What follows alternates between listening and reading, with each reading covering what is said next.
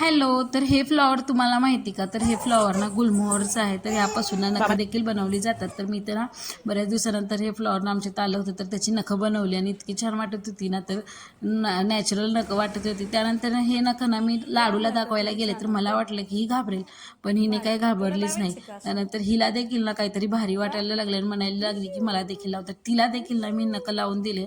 त्यानंतर ना तिची रिॲक्शन कशी होती आणि ती काय म्हणत होती नक्की ऐका. असे दाखव. आहा, किती छान वाटतंय.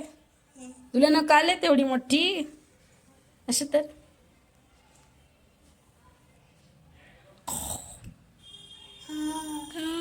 त्यानंतर ना मी रात्री बनवले होते आज मिक्स डाळीचे अप्पे. तर त्या दिवशी केलेले अप्पे ना एकदम भारी लागत होते. तर त्यानंतर परत एकदा प्लॅन केला आणि छान असे स्पॉन्जी मिक्स डाळीचे अप्पे बनवले. ह्याची रेसिपी ना मी शॉर्टमध्ये अपलोड केली यूट्यूबला, नक्की जाऊन ट्राय करा.